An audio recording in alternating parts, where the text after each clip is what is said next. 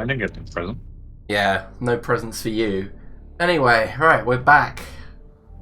2-month hiatus. And I'm going to do an extensive catch-up of the previous session so I can remember what happened. And my players and what happened, because obviously I doubt anyone really.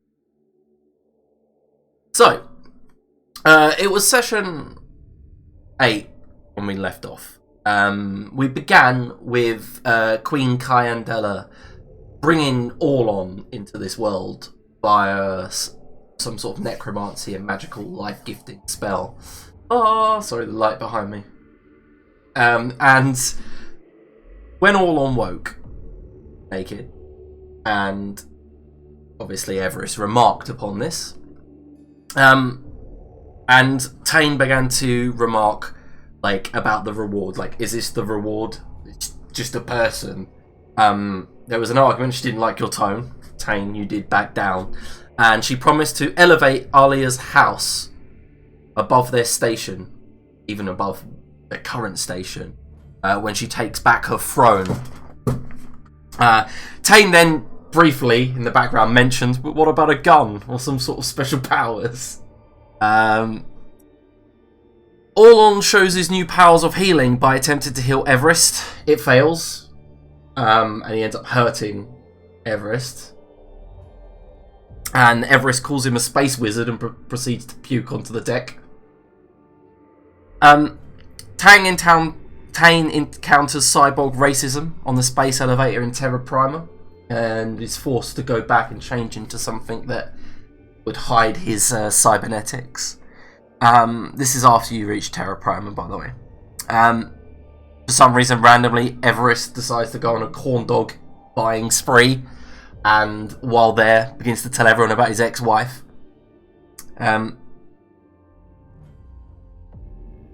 Alia calls her mother from the space station, from the space elevator, and finds out that Anweir of House Arkwhite was Dr. Jared. Dr. Jared being the one that you were originally going to deliver Kyandela to.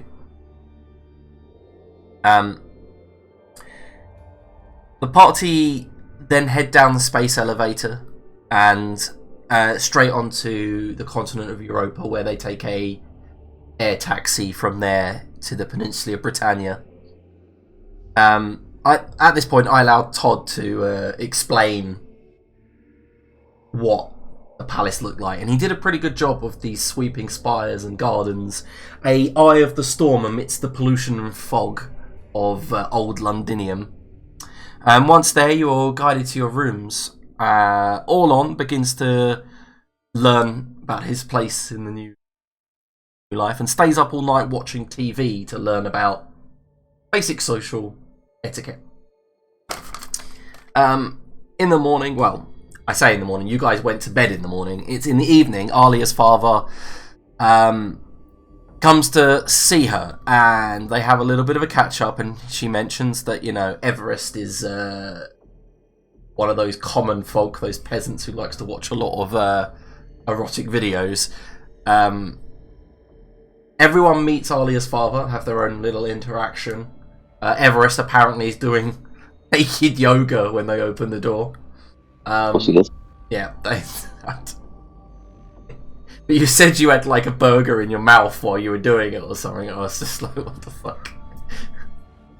I don't remember the burger. It was something else. I don't think it was a burger. Yeah, you had some sort of food in your mouth. Corn dog? It might have been. I don't know. I can't remember. I was watching this at 2 times speed.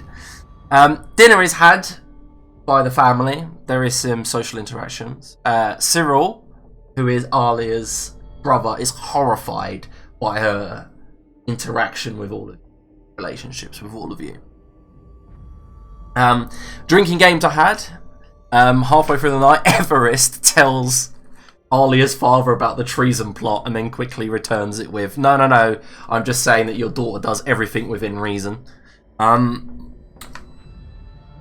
Saved. Yeah. In the morning, you guys plan to leave, and while leaving, you begin talking about the treason plot. However, Alia's brother, Cyril, overhears everything and makes a quick dash for it and gets away. And Alia makes a remark, oh, that's probably going to bite us in the arse later. Alia then leaves a letter attempting to persuade her father of what Cyril overheard was wrong. I think that's basically what you were trying to do. And once back on the ship, you realise and find out that the Queen, Kyndela, had been researching where her eyes were, and she found out that one rests in Drake's Nest and the other in Oceanus. The party decided to travel to Oceanus, much to Everest's kind of disappointment, and once there, you spend a half a day or so travelling to the world of Oceanu. You part the clouds and land in Dome Zero, capital, Everest's home, his birthplace, where he is from, where he used to work and live. Yeah, you land on the spine in the centre, and once there, you exit the bay and get in the elevator down towards the dome's floor. And the way I explained the city is, picture this kind of like microchip with like completely monotone grey kind of microchip in a dome around the centre spine.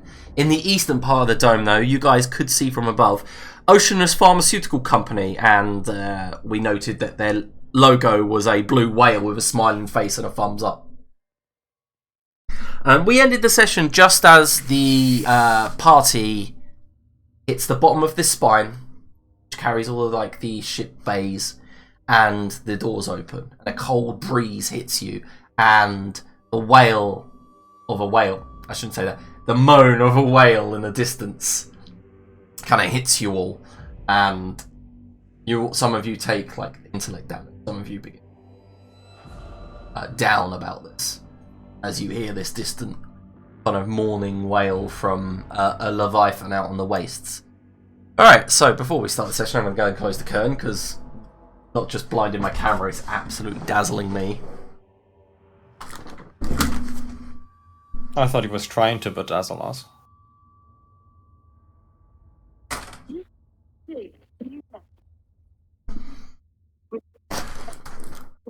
Alright, so, the crew, ahead of you.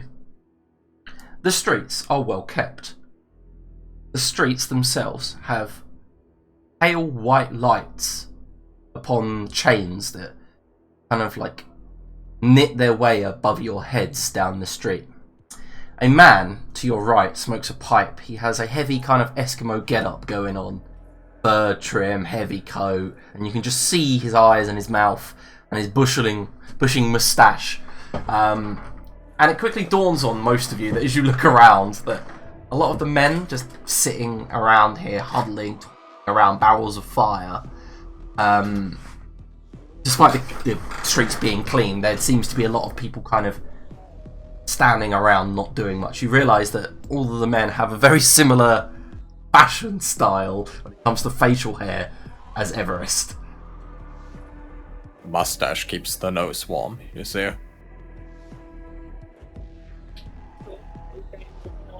You've ever had cold air go up your nostrils? It's awful. Okay, so to your right and to your left, these blocky stone buildings just stand sentinel, blocking out any view further to your right and left. But the street does head on, and as you pass, you're not interrupted. Nobody looks at you any different than anyone else around you. But you do see the odd hover bike, like fly by. It has vehicles, but they seem to be sparse. And it's very, very obvious as you begin to travel further into the dome towards the pharmaceutical company that the place is poor.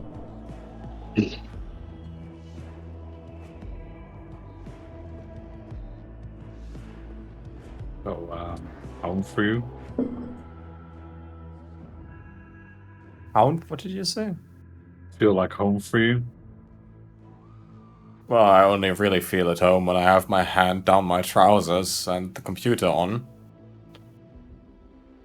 Not when I'm freezing in the worst place I've ever been in my life. Is that your childhood memory? That's a little bit worrying. There's more worrying memories. So, what you do see is a lot of people carrying gear and tools as well. There's like a need for what looks like shovels, big hammers, tridents. You know, Everest, that obviously the Leviathan meat and its export isn't the only thing Oceanu has, right? It has mines, it has minerals, gases, that sort of thing that can be mined. So they're not the only jobs available. It's just the most common job is hunter, right? It's not paid well, and there are thousands of them. From here, the crew, you know, you need to somehow get to the pharmaceutical headquarters. Laboratory, that's what your original plan was. But is there anything you'd like to do here? Because currently you have free reign of Dome Zero, this metropolitan area. We could go shopping, dress you guys in a local fashion. There's grey and dark shade. I remember where we are now. Bleak Town. What do you mean? It's the happiest place on Earth. Oh, it's not on Earth. You know, in space.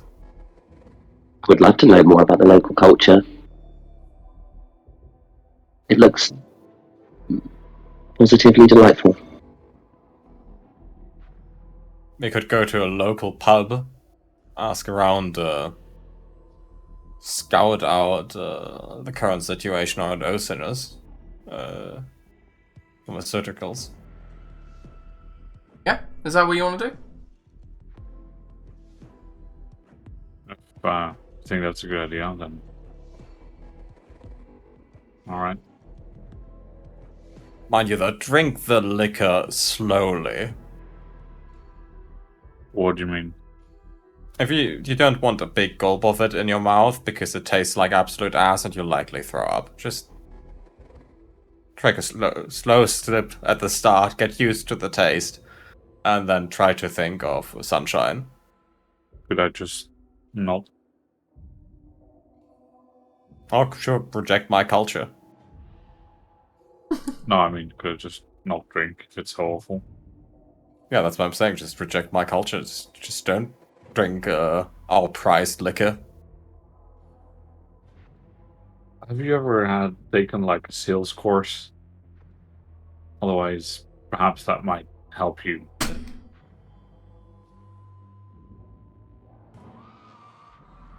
You know, people die to harvest all the poop necessary to brew that liquor. Returning to my previous point, Fine. I'll drink it by myself. I'm pretty sure the little missy is gonna drink some.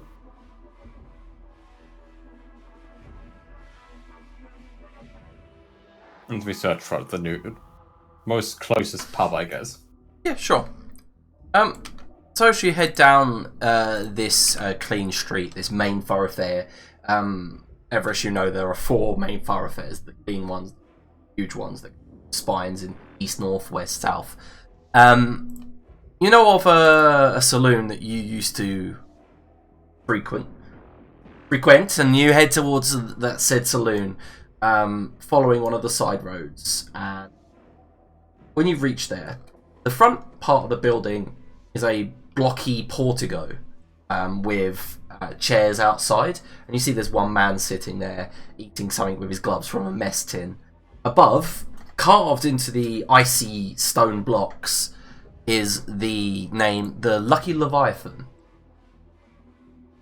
As you approach, it has a set of steel automatic doors that part for you guys. And as you approach, quickly all of you are thankful that inside is warm. There's that sort of like blast of hot air beneath the door, and as you walk in, immediately you realise the interior is warm, though dark. Pale blue lights light a sort of icy motif interior. Despite them looking like icy blocks, the chairs and tables, they aren't. They seem to be made out of some sort of glass, tough glass. Even the bar itself, almost kind of like cloudy thing. There is a few patrons here, not many. They all seem to be wearing the same get-up and keeping themselves. It's quiet, although the low hum of like kind of whispering and conversation can be heard. The bartender himself, wearing a big, thick fur cape wrapped around the top of his like chest. He is bald, gnarled, knobbly, like sort of like an old oak. He's like tan-coloured, almond-shaped eyes that are deep black and inky. And as you approach him with a husky voice, he asks, "What can I get you?" So you... Ten, you didn't want the local brew? I'll have one. Orlan, are you drinking, or are you... I don't know, like, where you rank on the person scale. Are you able to consume liquid and enjoy it, or... I would assume so. Hand me one, and I'll try. We'll savor 4 of the local brew, please. The proprietor, that you remember his name is Sarius, and he begins pouring almost kind of like Guinness-looking liquid, I'd say, into thick wooden tankards, and then hands them over and he goes, "Will you be having food?" What's on the menu? Alien scampi. How alien? It depends how much you're willing to pay. Is Yeah, like well, more well, alien well- more expensive or less? What did you say? Is more alien more expensive or cheaper? Like alien? No, answer my question first. The more alien it is, the shitter it'll be. More likely you are to get the squids. Well, we'd like 4 of the least alien scampi you have. He says 25 credits, please. Everest. Nice. Yep, and sets you all like frothy tankards of this like black liquid, and then hands over immediately, like begins to make up some sort of like almost sushi, like if sushi was not, it's not artsy, you know. He brings like this slab of like large shelled, almost lobster-like creature, and immediately brings out his knife that was in a Wait, you sheath. go. And Sorry, Liam, I've got a BRB. I'll be 2 seconds. Sorry. yeah, and then begins cutting the thing up right in front of you and chucking bits of meat in a mess tin, handing them out. Enjoy. Yeah, I'm sure we will. Hang on. Do I know you? No, He's just never. staring at you in the face, Everest. No.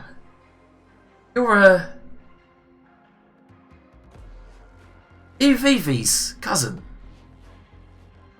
No, you're not, are you? I've never been on this planet before. Alright. So she, he points to his moustache that's very similar to yours. When in Rome, do as the Romans do. Whatever Romans are. Space Rome. Sorry, I was meaning to say Space Rome. Oh yeah, now I understand. Fucking Adrian. Alright, so you're sat down at one of the tables. It's like it's got like 3 almost it's like a circular table with 3 benches around it. Sit down and begin to eat and drink.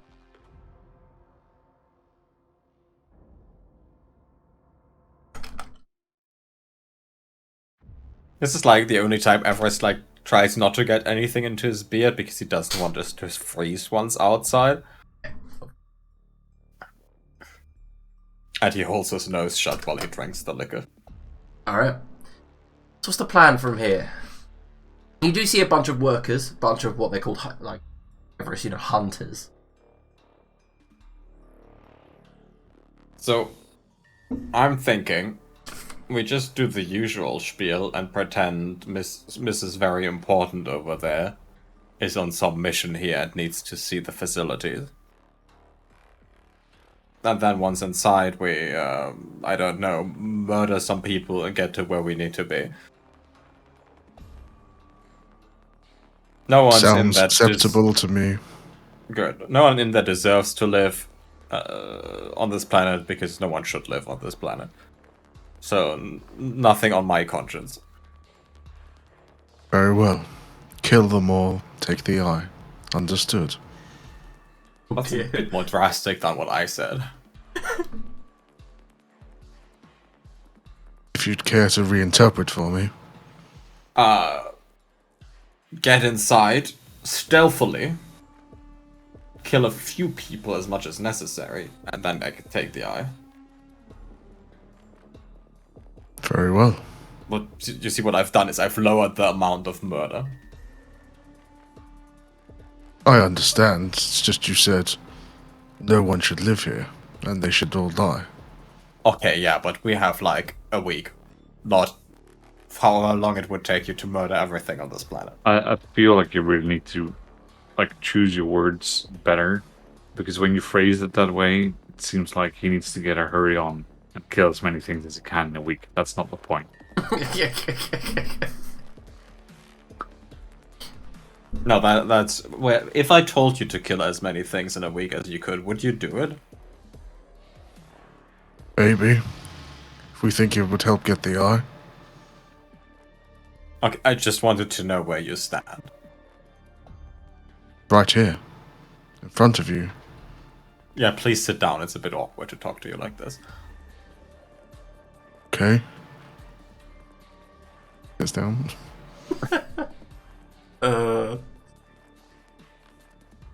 So, Everest, you do have a few people on the planet. Obviously, your ex-wife Stacy. Well, we're not asking my ex-wife for help. We need to figure out how many visitors this facility actually gets and how believable it would be for us to just saunter in and be like, wow, this girl here really wants to invest. So I'm gonna walk over to that table over there and Yeah, it's one of let those. my chums play. Yeah, it's one of those things you kind of want Todd back to see if he can. Right. Yeah. All right. So you're gonna walk over to one of the hunters. Yeah. All right.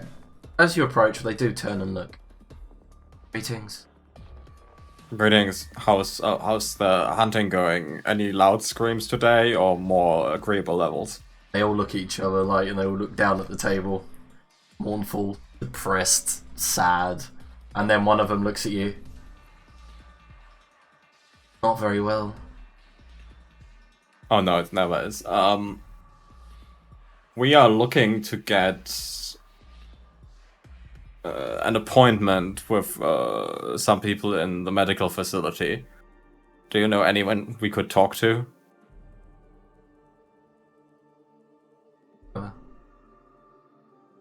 Guys, not officers or But you have a supervisor. odd. Rarely see her. Yeah. Do you have a name or an office? Yeah. You know, the pharmaceutical building? Yeah. Yeah. Emma is her name. But if we walk up and say we would like to speak to Emma, we'll get to Emma. Drugs. What if I buy you a round of drinks? Alleviate the suffering, I guess.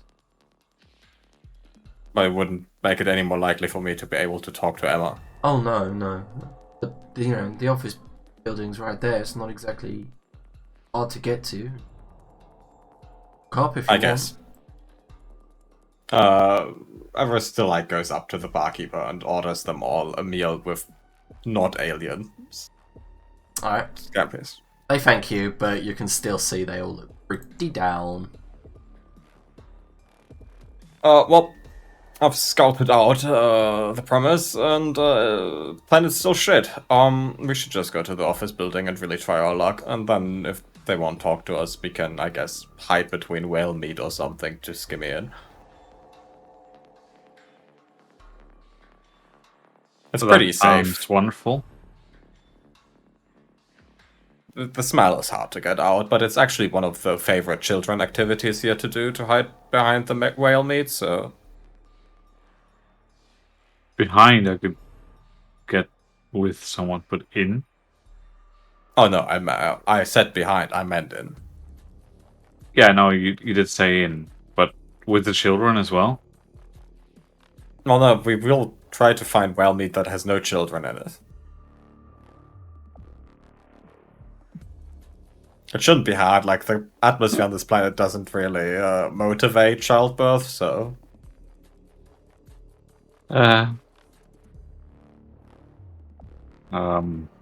Okay. It's really hard to get privacy in the small homes here, so, you know, if you want to get one out, might as well do it in the whale meat. Come back to. I was just writing the journal and I come back to that. The fuck? Kane shakes his head, takes slightly too big of a drink of a liquor, grimaces, and then takes another swig. Yeah, so as you are here for some time, halfway through you being here, Ivan, there is a distant moan, like a groan or one of those leviathans out in the wastes, and it echoes through. But it's much dulled inside than outside, and as it hits the moon, it's like just if you were listening for it, you could hear it, and you see across the establishment, one of the hunters puts his hands over his ears under his hood. His hands are shaking, and then when it ends, takes a big gulp of his drink. Yeah, I mean, I'm with that guy. That last remark was just awful. Yeah, and all on, as you are here, and you hear it for a second time, being attuned to the arc space and magic you are created from it, you get a kind of wash of static over your body the moment you hear it a second time. There's definitely something about those mournful wails coming from the leviathans. It's not entirely normal. Okay. Do I know any more than that, or just? I'm not sure. No, seem... it's definitely like a build up of static. Like the first one, felt it like we said, felt like there was something strange. The second, it's like it's building up, like as if whatever effect it has doesn't just like happen and then happen, like happens and then duplicates. It's a compound effect. Not so the longer you stay here, the worse it's gonna get. It's not like you're affected by the same power every time. It's like it's building on you.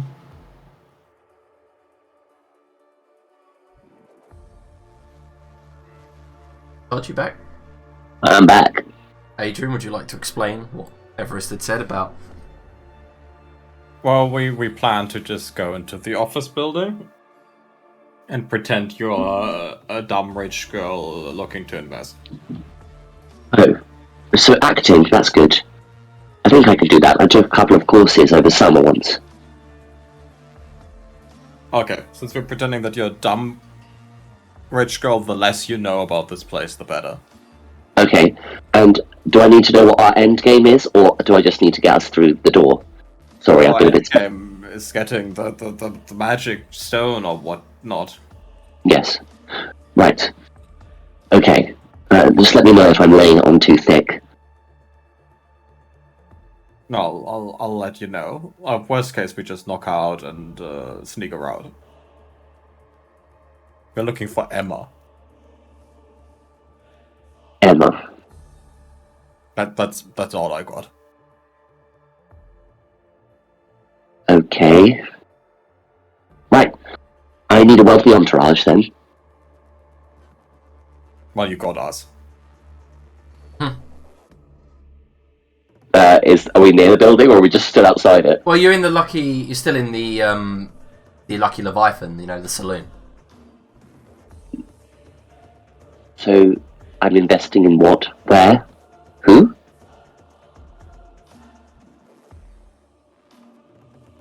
Who? Where are we going? We're going to the big office building. Right you up. So No. no time like the present then? Don't you want to finish your least alien space seafood? I think that half doesn't move, so I would eat that side. Yeah, it's like that sushi that when you put soy sauce on it, it like moves around. I've eaten actually. Thanks for ordering. I'm sorry, I'll pay for it. No, it's fine. We made more than enough money on the last job. But you didn't complete. I like the fact that you all took like half the credits. You still got it. Anyway, so are you heading towards the pharmaceuticals office building? Yeah. Yep. Alright, so the party heads, the group and the crew head outside into the street again, immediately hit by that cold, biting cold, and then you begin heading eastward down the main thoroughfare. As you approach the pharmaceutical, see that it's a large office building, almost like something you would see on Terra Prima, one of those kind of tall rise, kind of skyscraper type.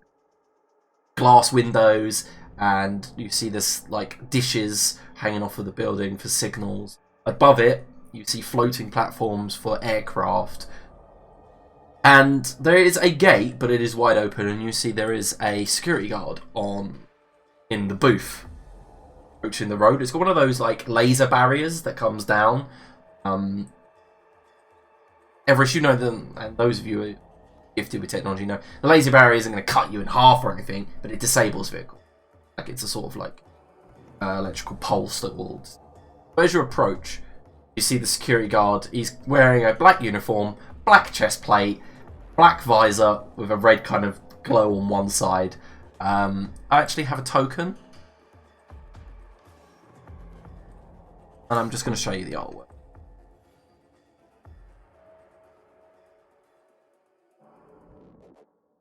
You know, typical security guard.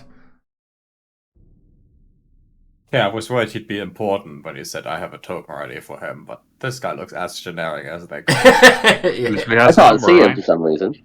Soldier 76? Well, it's not because you're not in the game. Yeah, I told you not You're logged lying. in. It says I am plugged in. How You're not. naughty.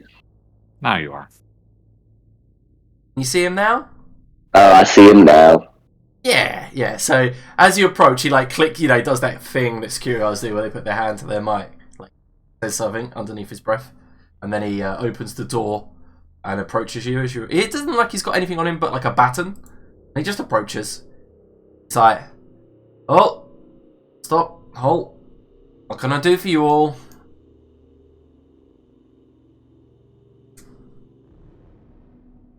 It's This giving me. is We're with her.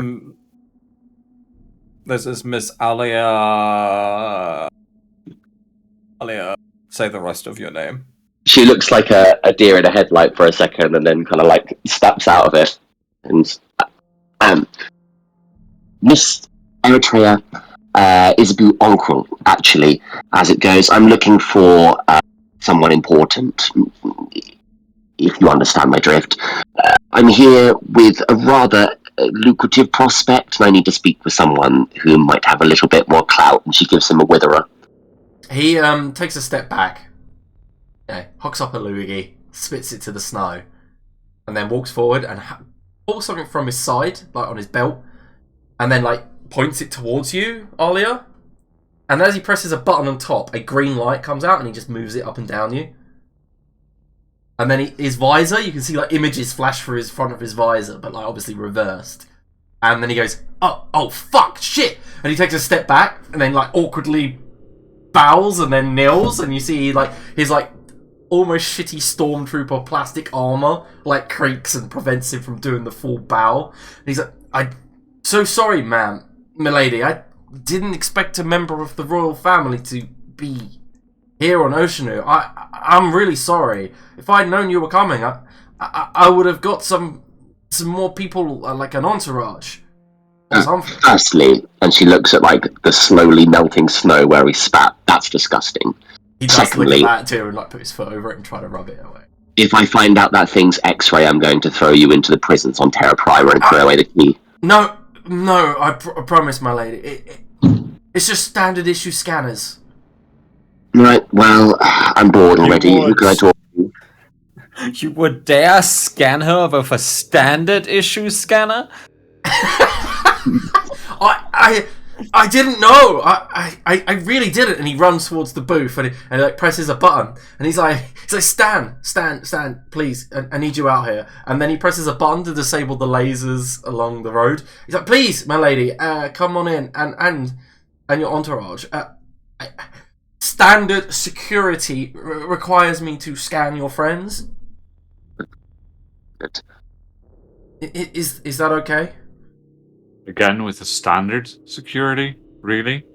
Yeah, he just kind of stops stammering and looks at you as if, fuck are you? But then, recomposes himself, stands up straight. Samuel, or whatever your name is, I'm sure you're trying your best, but we really need someone down here who knows what they're doing. Of course. And then another security officer comes running down. I have a token for this guy as well. Give me a second, I'll open up his artwork. He looks slightly more important. Slightly. You're gonna love the fact that I've got basic security guard tokens lined up all over the place. This guy.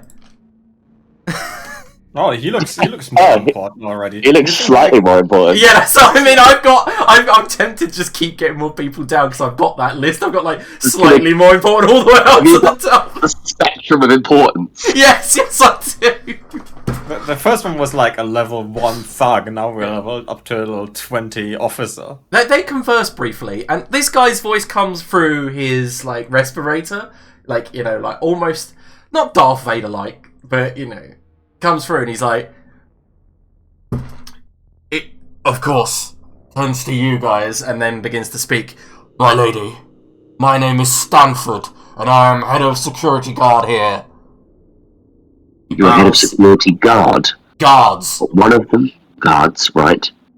Well, Stanford, it's a pleasure, but my time out here is wearing thin, and no offense, your planet mildly smells. Please could you escort me somewhere where I could speak with potentially a board manager, maybe a senior executive of some description? Of course. Come out of the cold, my lady. And he begins to lead you up towards the building. Make sure you get an NVIDIA 3800 scanner next time you scan her. The TI, please. Oh yes, my lady, of course. A TI. City officer. I'm just writing this in the journal.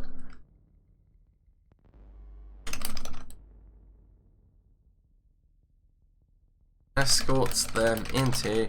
So you're escorted into the waiting room, in the front. There is a desk with what looks like a rather bored-looking secretary. She has green hair, striped with white, tied back in a ponytail. She has a sort of pencil skirt, blazer. The smart-looking secretary. And as you approach, and Stanford walks in and says, "Please, my lady, come with me." She immediately sits up and begins obviously pretending to type. And as the rest of you are sat in the main waiting area where it's warm, refreshments immediately delivered. Alia, you're taken further in if you want to go. Just me, myself? Yep. For security reasons, one of us needs to accompany her. Yes, I'm afraid No problem. Please, Alia, Lady Uncle, pick your guard. Mr. Everest, if you will. Oh me, I thought you'd pick the competent guy. Okay, sure, come along. You know about this place, and I have no fucking idea.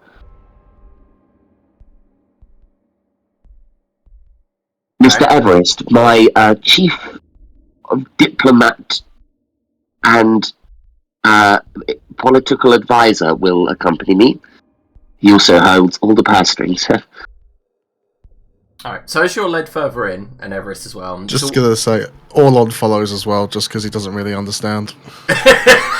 So as you... Because the thing is, Stanford just has his back turned, so he's walking down, and he gets to the end of the corridor, and then up a set of stairs, and you all follow. He, like, goes to lead you to, like, this room, and it's got a glass door that all makes opens. He turns, he goes, oh, and sees it as another person. Takes I it can imagine ages... just like Tane sat there, just like sipping coffee alone in the waiting room. Yeah, so he does notice that you've joined, and he goes, oh, never mind. Yeah, you must apologise. Oh, wait a minute. And he takes the visor off. Like, you know, the respirator holds it. Oh, this is much easier. Sorry, my lady. You must imagine security is tight here. What we do here is of paramount importance to Primer, the Paladin, and the Order of Society, right? The Order of Titan Society. So... Look, Mr. Stanford, you need not explain security protocols to me. I kind of live in the royal palace. Of course, my lady. And as he opens this door, the glass sort of like just disintegrates. It's like he presses the button to the door and it just disappears, and you can walk in. And then as you walk into this almost boardroom, conference room sort of interior, the door behind just reapparates, and he points towards a woman with purple hair, and she has a green hollow screen in front of her, and she seems to be working away. And she looks up and sees Stanford. She goes, Stanford? And then looks to the right. And Stanford goes,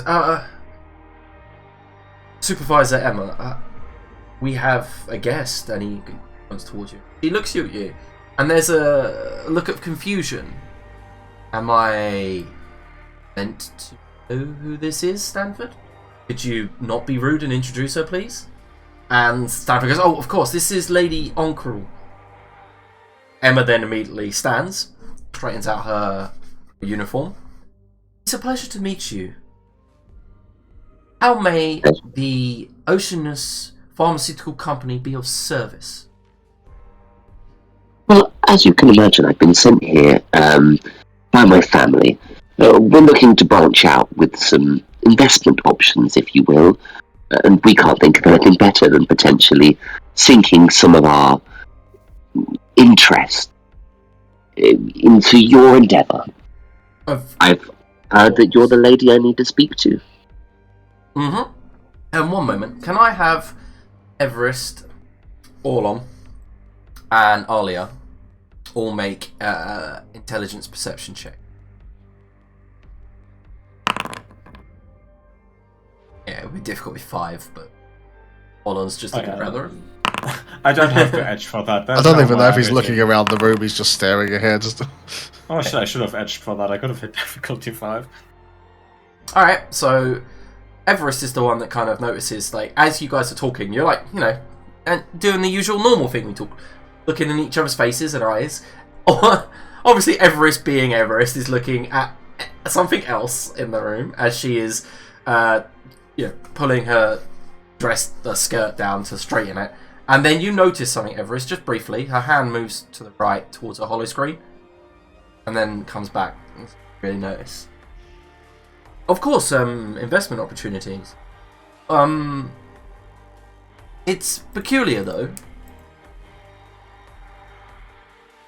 What is peculiar? Are you not good enough to be invested in? No, it's obviously not that. It's just... Normally, we're visited by a fellow, Lord Othello Arkwait. His family, the Arkwaits, are in charge of the pharmaceutical company. Peculiar that a member of the Onkrul house would arrive. There's no law against expansion, is there not? Of course. Healthy competition, if you will. And of course, and we're hitting record margins.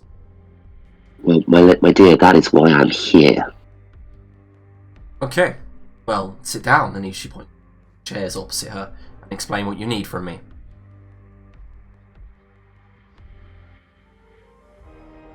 Well, I guess we sit down, yeah. Yeah. Like, Stanford, like, opens the chairs for you all. And then, like, Orlon, I guess you just stand there looking, and he's like, please sit. I don't even think he actually moves from where he kind of came into the room. He's just still standing. Okay, fair. And Stanford just joins you then, like both Soho security guards. Yeah. He gets like a weird complex. He just stands next to you with his arms folded. And he just his chest even goes higher. But no, obviously you being quite like you're not like tall, like overly tall or anything, but you are quite well built. So he's like trying to make up for his lack of muscles. But yeah, she says, please continue then, Lady Alia. Well, we're not looking for anything heavy right off the bat. Maybe some small percentages, potential slow growth. And we'd be looking to widen things out. Maybe stake a bit more of a percentage or claim and see what we can do with some of the other families that have run the monopoly thus far on pharmaceuticals. I see. Of course, you'll be aware that our holdings are significant, if not rivaling that of your current benefactors. I only see it as an advantage to you and those you work for to have two rather strong pillars holding up the foundation of your endeavour here. Yes, of course. And with our expansion into elixirs, it You would... tell me about those. She smiles, and she turns her hollow screen round and showing you. So, as you probably know, our restorative ointments and creams have been serving the people of Primer for many generations in family. Our age-lengthening technology has created an Imperium that can last. Now, the elixirs, and she begins to explain by showing you some of the catalogues, are under construction, of course. Scientific experiments. The elixirs should be able to do all of our product range into one simple drink, taken daily at breakfast. Obviously, the nobles of Terra Prima get first dibs on this. Of course. Alia, being of young age, you have not any knowledge, no knowledge of this, being a thing, really. Oh, she has no clue anyway. Yeah, fair enough. But it's one of those things where you're thinking, your father's old, right? But not too old for Earth. It's become normal for people to live to 200, 300, especially those of those of the wealthy. So for you to think, hang on, members of the royal, the imperial houses can get ancient. You know that Marcus Avidius Elfinda is something along the lines of 400 years old. So then She's connecting the dots together. Yeah, slowly, and you do, and you're not stupid to the fact that people on Terra Prima tend to only live to about 70, 80 at best. If you're not Except wealthy. for the rich. Yeah. So these elixirs, how much would, because I'm woefully ignorant of your overheads, how much would a single unit set back a family? Single unit?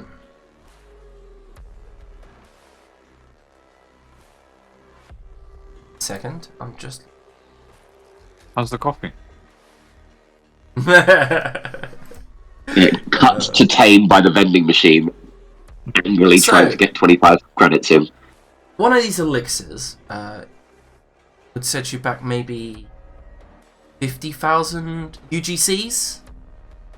Or 30,000 CCs? Corpo credits, that is.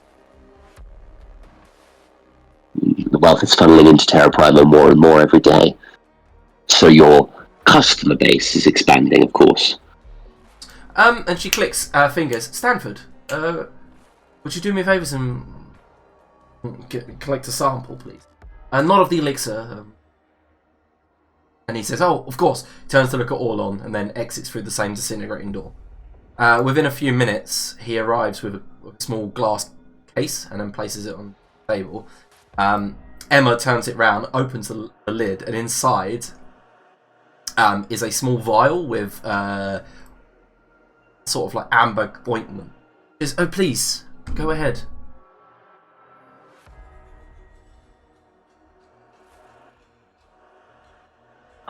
That's to you, Alia. Yeah, no, she's looking at it like, where is... Sorry, I'm unfamiliar with this particular product. Drink it. I'm confused. Emma says, you're here, potential business, but you don't know the product. You Sorry. see, Alia knows the product, she just hasn't used it before, because contrary to expectations with noble houses, you see, she is actually this young. Oh. Mr. Everest, my political advisor and diplomat. He's here with us so that the negotiations, if any, go smoothly. I would be honoured, thank you. And she lifts it up and necks a piece. Hmm?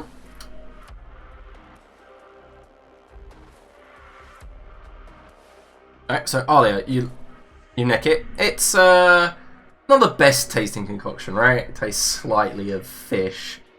And Disgusting. yeah, and you feel this like charge immediately run through your stomach, like, and through the rest of your body. You immediately like feel revitalized, healthy. Yeah, if you had had any missing to your pulls, they would be complete. You don't, so. Well, that is quite something. I can see why they're clamouring back for more. Of course. And also, you've just added, let me roll. You just added 22 years to the end of your lifespan. No. Sweet. What interests us the most, since we are obviously thinking about long-term investment, is this a long-term sustainable business? Are the resources of this backwards shithole long-lasting in nature? Mr. Everest. This is a persuasion check. However, you've got Alia with you, so it drops it by 2. And if you've got any persuasion skills, that will drop it further. So it's dropped from difficulty 6 to difficulty 4. No, Everest doesn't have any persuasion. He's persuasion. So yeah, like Alia helping you has dropped it by 2 steps. 1 for the help, and then obviously an additional 1 for who she is. So But I am gonna edge in intelligence. So that's 3 is the goal, yeah? Yep.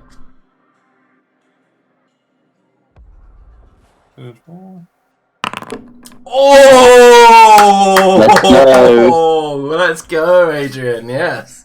A natural 20. So as you begin to say that, she goes, of course, allow me. Grabs the hollow screen and throws it to the white wall at the far end of the conference room. As the like green energy hits the wall, she spreads the corners to make it larger, almost like a projector. She turns the brightness up, begins to play. You see here, and you see a satellite image of the planet. It zooms out of Dome 0 and zooms maybe 100 or so miles northeast, right? Through like a small mountain range. And then zooms back down into another dome. Everest, you have no idea about this dome. It's tiny compared to the city. And as it does, it zooms down and you see like a sort of complex on inside the hills, surrounded by ice. And as she begins showing you the cameras, she zooms in, and on the CCTV, you see guards walking by. You see scientists going about their work. There's like a cargo area with a sort of mech loading cargo. And she points towards a certain, kind of like a certain area in the complex. She says, here is where we get our sustainability, Miss Oncro. The Leviathans beneath the ice, they are plentiful currently. They tend to stick near the geothermal vents when young and only come to the surface as adults, so we get them there. There are, on our latest scan, millions. What obviously the public don't know is that every life form, the cells needed to create this. So it's something about this planet it creates and breeds these creatures. The Leviathans, obviously, we use because plenty of and blood. We use them because they are intelligent, the creature better the ointment. That there, and she points towards a sort of altar with like a red glass panel. That is where the true sustainability comes from, my lady. It is an artifact that was on this planet when we arrived here. A sort of power stone, if you will. A crystal of infinite energy. When the ointment that we create, the rather good and well-balanced concoction of age-lengthening chemicals, it's this power. It becomes tenfold, no, 100-fold better. You understand? There's something peculiar about this stone. It contains... And she leans in. Don't let the paladins hear me say this. What would be magic? Oh my goodness. I would very much like to see this. Oh, that's a shame, because security doesn't even allow people of your level. But I promise makes you, complete sense that this is an insane object. It obviously can't be replicated, right? You only have that one. no, that is the only one. Of course, my colleague is thinking about fiscal competition when he speaks of replication. Oh, extension. The whole universe living forever. You know, that sort of thing in the long distant future. But no, obviously, if it's magic, we shouldn't even be talking about it. Well, like I say, even members of your station are there. I am sorry, Lady Oncrel. You are given permission to know of such things. Visit or touch or... Oh, well, that is a shame. But I do nonetheless appreciate your confidence in me for divulging this. So, There are truly some wonders in the verse, after all. So if the Oncrel family is willing to buy in, and she begins to open up like this screen with like shares and all sorts of prices, there's a graph underneath. She goes, buying is normally around 2.2 million UGCs. If you just, she grabs the hollow screen and goes, if you just sign here, she turns it round. She says, this will initiate your family into... And I am surprised at you. Shrewd, very shrewd. But you know as well as I do, this is only an exploratory visit. You're not going to get a signature out of me without the nod from my father. But you knew that before you turned the screen around. Well, no. You can sign. You can sign for your family's wealth. You know you can. Of course I am. That's why I'm here. But you know, without me speaking to him after this meeting, that would be very irresponsible of me. It says here, and she grabs the hollow screen, your sabbatical ended 30 hours ago. Therefore, you have the ability to access your family's funds.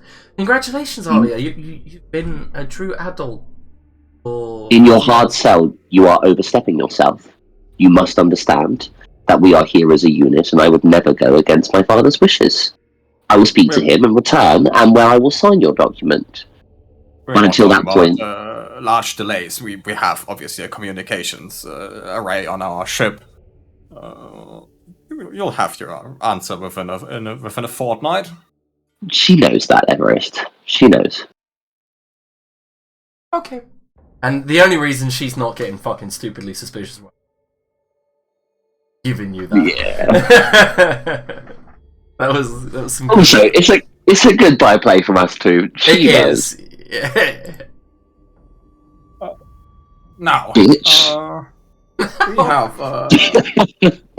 we have a lot to think about, and truthfully, we want to get to the thinking because this planet isn't very nice to be on. And as you can see, our companion over there, who is lacking the ability to sit, he's getting a bit antsy, so he should be getting back to the ship. We will contact you within the next few days, and you'll have your signature, I'm sure. After all, who doesn't want to live forever? The supervisor, Emma, stands, of course, and reaches over to shake your hand, Everest. Yeah, Everest shakes her hand. Yeah. And then she brings her hand back and goes, sniffs it, and wipes it on her dress, and then she goes to shake Alia's hand. Thank you. I look forward to a prosperous relationship. Of course, Miss Uncrel. I look forward to hearing from you. And then she closes her, hollow screen by slamming her hand on top of it. And she's not in a good mood. Let's go and pick up our other associate. I believe we left him in the break room. I'm hoping they had some better beverages in the break room. Tane's had, biscuits. He's had, finger sandwiches brought to him. He's had coffee. Not only that, but Tane, you've had a nice, the secretary's quite a nice person. She's a good conversationalist. And unlike many Imperials, she's interested in, your arm and how it happened. And she's I think people who have flesh fused to steel are cool and different. And before she can finish, Stanford comes past and she just goes slams up, begins typing on a keyboard, pretending that she's working. They have these little add-on devices that you can do with. Instead of having your fingers, you can just take off your hand, and then you have fingers with 10 digits each, so you have 50 fingers. It's really good for typing. It takes a while to practice that. He gulps. It's there's the cool part. It's that's cool, the arm, but having 50 fingers makes her sweat a little bit. Alright, so the crew comes back down, and Tane, as you're speaking, Stanford comes first, and the secretary just continues to type, and the rest of them follow afterwards. And you see Everest and Arlie look quite proud, look happy with them. You can assume it went well.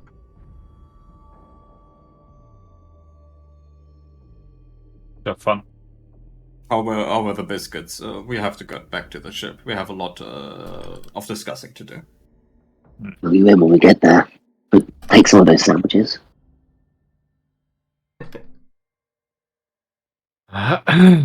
He gets up slowly. Actually, if they're filled with the moving tentacles, you can leave them here.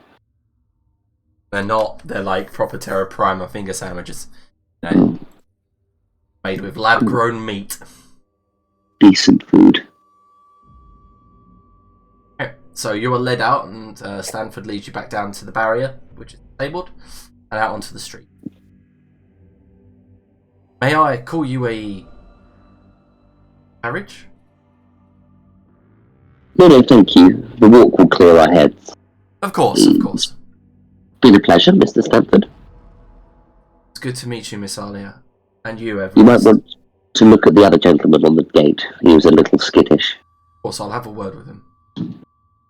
You see him through the Perspex glass, Perspex through the office. He's like, oh dear, just looking at you guys speaking. There's the look of fear in his eyes. Okay, so I'm assuming the crew are heading back to the ship. Yep, to discuss what we've learned. Okay, so you head back to the spine.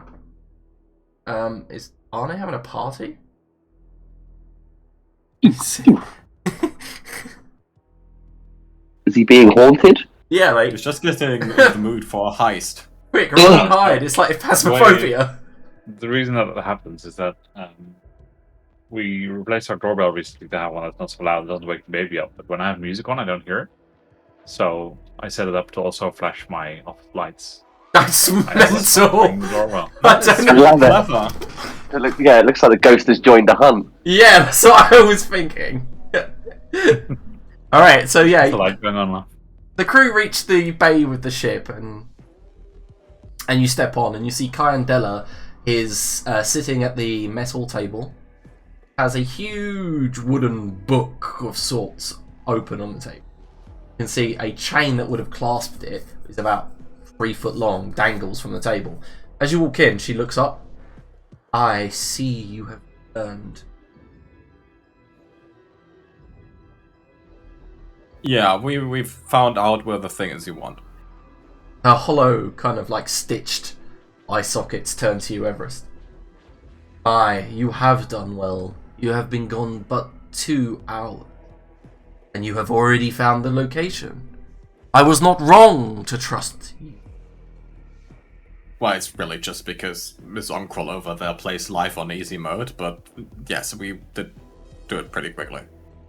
Nods, and as she does, with a swipe of her hand, not actually like touching the book, it like flips closed. She leans on it. Now what? Well, that's what we really have to discuss, since it's a secure facility and we have to heist it, so... She begins to move towards Alia, like, and sniff in the air around her.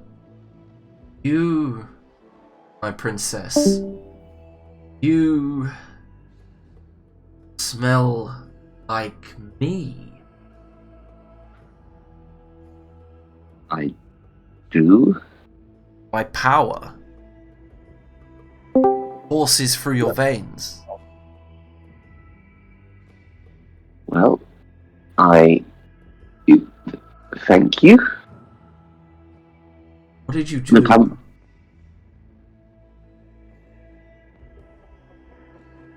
it must have been the drink. Your good Majesty and wonderful Queen. I merely partook of some of the medicines that are on this planet.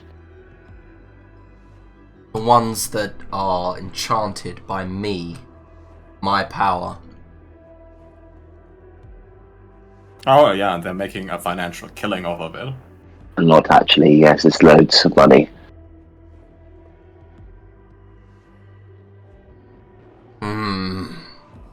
She stops, sits down. Well then, what are we waiting for? Layers and layers of exceptionally secure perimeters and, I guess, state-of-the-art security systems. Not to mention the fact we still don't know where the thing actually is.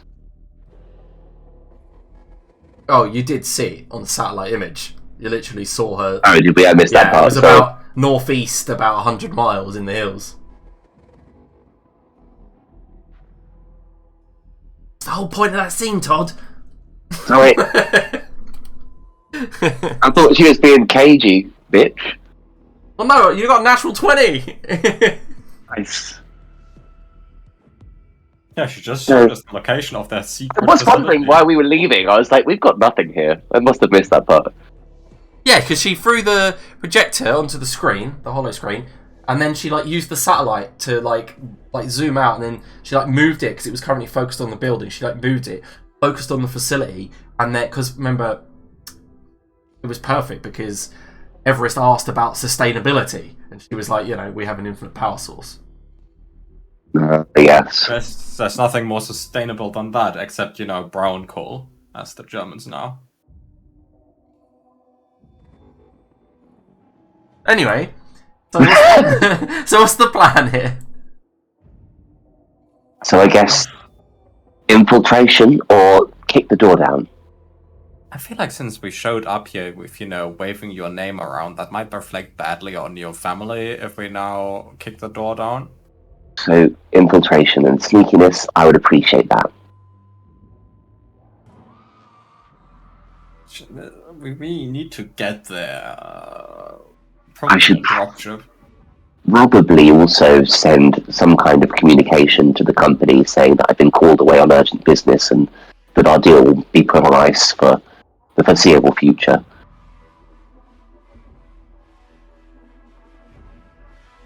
Trust me, the spam emails alone from that scanner are going to be absolutely endless.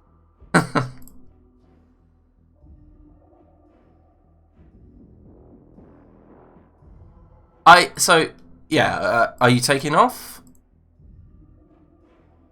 Are we? I guess it'd be less suspicion if we go in from orbit. So I guess Everest goes into the cockpit and phones them in and says they're leaving the atmosphere. Okay. Yeah, remember I don't know if you remember last time, but the cockpit didn't There was no one there. No, there was, but they just didn't give a fuck. You were like, because I think Rocket suggested you'd do a dick move and park over 2 bays. Because he was like, park wherever you want. And he was like, just do one of those weird things where you park over 2 bays to fuck him over. Yeah, he was just like, as you call it, he's like, whatever, just take off. Hey, whatever. Yeah, you whatever. Whatever. You whatever. Whatever. And he does this till like they're out of atmosphere. Yeah. Alright, so you take off and arrive in orbit, right? See the planet below.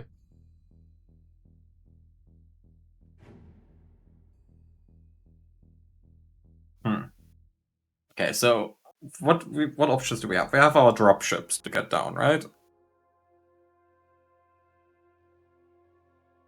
What you got to remember is, outside the domes, Oceanu is not habitable at all. You can't breathe, you can't. Too cold. Without the special technology that the Hunters use. Possible. So there's guards there, so the guards need to come there somehow. What if we hijack one of their transportation ships and replace the guards with a little switcheroo?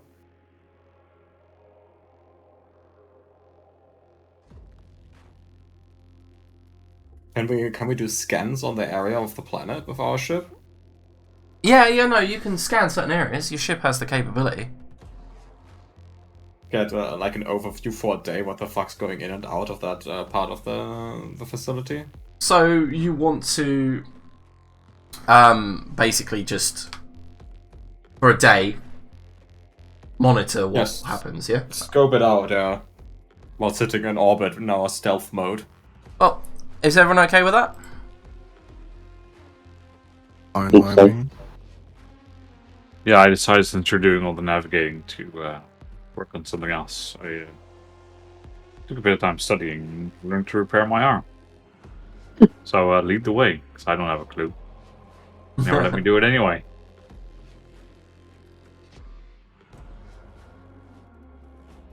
Do you need checks to scan, Liam?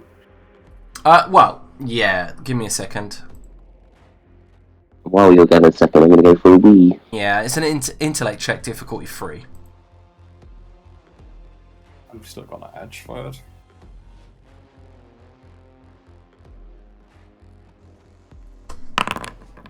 Oh my god. Yeah, Everest got nothing.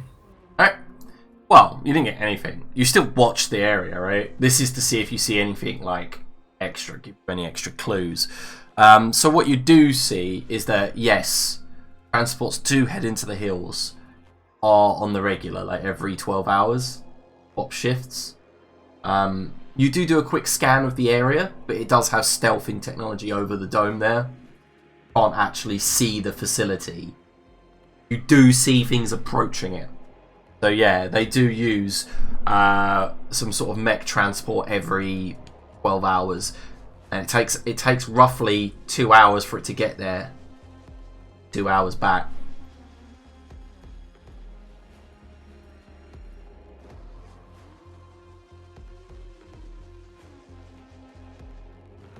How long is like the actual distance between the core facility and that offshore? The ship returns back something like 97 miles, roughly. Can our shuttles hijack another shuttle or ship? And what? Can our little shuttles hijack a ship? It's not a ship that they take. It's more like some sort of mech transport. Like picture a very large lorry, but with like snowmobile kind of maneuvering. All on, can you get in that? Can I get in a vehicle?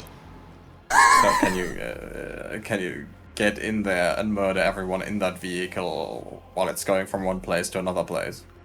Inconspicuous. I can try. How confident are you? I've never done it before, but I'm willing to do it. I'm here to help you, after all. You've been born like a week ago. Have you done anything? Is that even a measure you can use? Try to kill you. Nah, you haven't done that either yet, so how do you know you can? I don't, that's the point. You're not very quick on the uptake, are you, Everest? I'll take that as a compliment coming from you. He may have only been alive for about 4 days, but he definitely knows that. Like, Dane, how capable are you of hijacking a train? Depends. If you want me to shoot the people on it, then sure. If you want me to take over the controls, then I mean, physically, sure.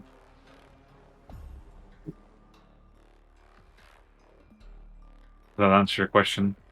Yeah, Alia's the really. engineer, right? that's true, and she's on the toilet. I'm here now. Okay, do you have any better ideas than hijacking that train? Sadly, no. I might need to disguise, though.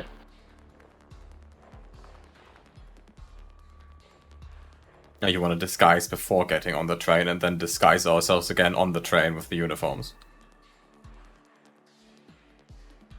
Well, a disguise the whole time might be nice. Yeah.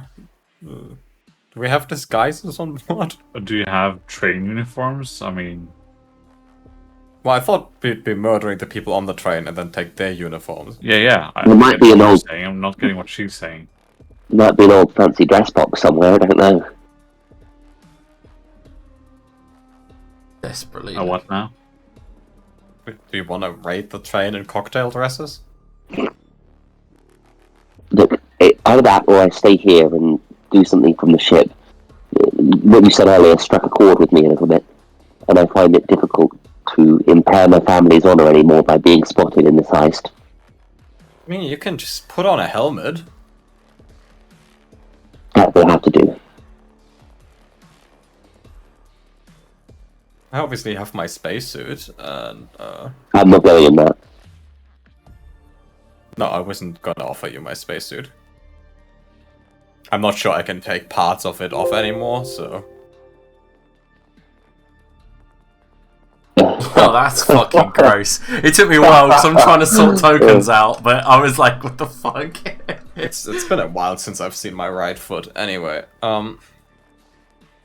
Oh. No. Why is your character so fucking gross?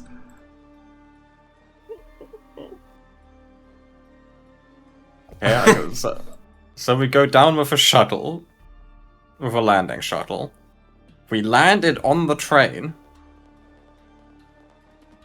But it's like a transport, right? It's not a train, but yeah. Yeah, it's like a weird mix between the speeder and the train and the car, whatever.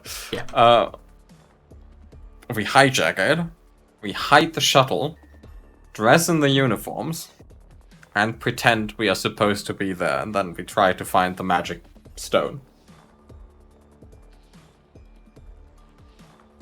Understood. Okay, you're Understood. agreeing to that plan because to me, my plan sounds crazy. I can't think of a better one right now. I'd say we should just blast the thing open, fly in, and get it, but we still haven't equipped any guns on this ship, so... Do we have... Yeah, it's the best we got. So I guess since no one's disagreeing, Liam, our plan is, We could, in essence, get on the train, take down a couple of guards rather than all of them, and then take their uniforms and use the original disguise idea. Might get us a bit closer. or you want to hijack the train before it leaves. Could give us a nice window. Do we know from where the supply thing leaves? Yeah, the building, the HQ building. So what it does is it brings like personnel back and forward. So you've noticed that, like, obviously it brings people from the facility down the fields and back into the dome, but not through the main entrances. And then it goes back into from the headquarters outside the dome into the main field. If you guys could get suits, you could like fight out in the wastes, right? I mean, those of you, I think the ship actually comes with some like proper. I think we mentioned this before, right? Like the ship does actually have atmosphere like suits for you to use. I feel like some of us have gone down outside the ship before in those suits as well. Yeah, yeah. You've got. I think you've got 5 of them. Yeah, and they're not the bulky type either. You've got proper ones, like the ones that like Marines wear. Like they're sort of like, you know, you've got like you actually have maneuverability in them. It's just that obviously it's dangerous to fight in them because they get punctured. They're not armor. They're not like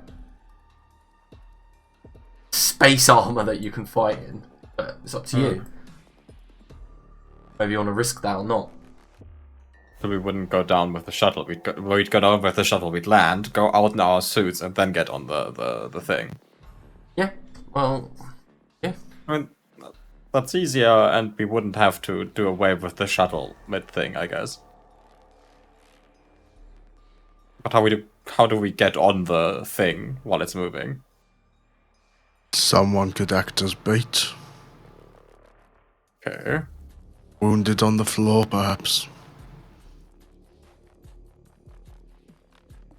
Okay. Do you want to do that?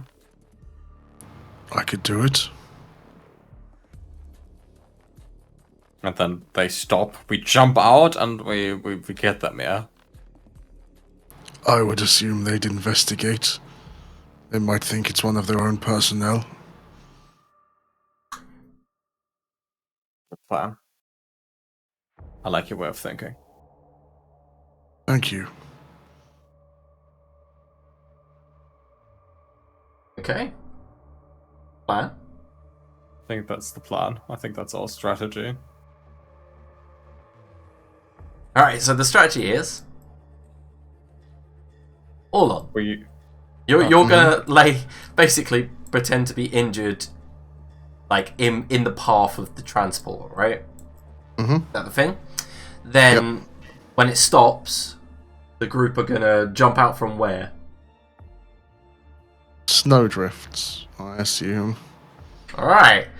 Okay, so I'm assuming the crew, with a few hours to spare, goes down and sets this up. So you all get a atmosphere suit, right? Like, so you all suit up. Orlan will just wear his armor. You can breathe in. You don't need to breathe at all. Oh, what's the ability that does that? That's not concerning. It's the first one on my ability sheet, if you want to have a look. Sure. Oh, good. Thanks to a later mutant. Now.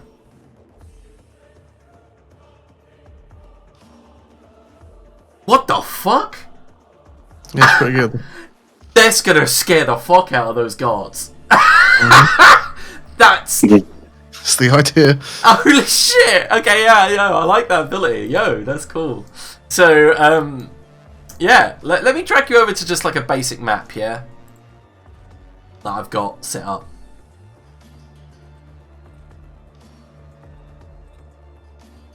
This is the quick image of the transport I made.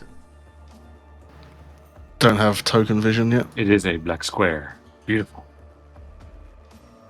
Yeah, okay. It shouldn't have had. My bad. Should have had token vision. There you go. Ah, okay. Now it makes sense. Yeah. Get the map switched over on the stream. See that? Yeah, so that's the idea, right? It's going to be approaching like this way. I'm assuming Orlon would like put himself there. The others would be like in a snowdrift or something, wherever they want to be around here. Like you can all roll stealth rolls with like speed stealth rolls, but with like 2 steps higher than what you would normally do, or below. Sorry, because obviously Yeah. I was gonna say difficulty, like difficulty currently. Let me look at the highest level of a guard. So yeah, difficulty 4 down to 2. Okay, I beat 2. It was close. Oh no, I don't beat 2. Nice. No, I do beat 2. I do beat 2. The other one was the intellect roll. That's good.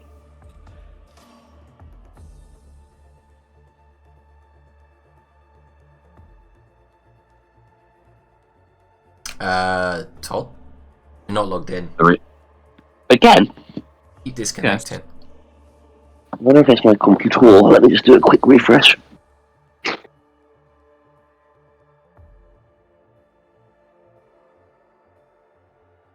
I should be there now. Yeah. Okay, coming. So you all know, right, the challenge here. The ones of, like, Alia, Everest, Tane. You know, you hit once, you're going to need to get back on the ship. Right? You know, you'll shoot. If they're using anything that's going to puncture your suit, you are going to freeze to death very quickly. Or maybe suffocate first. It's either or. It's anyone's guess. No problem. Yeah. Yep, so all of you are hidden. Alright, shall we get down to the action? Let's do it. Alright, so, all on, you hear it first. You know, obviously you can hear, it's not the vacuum of space on this planet.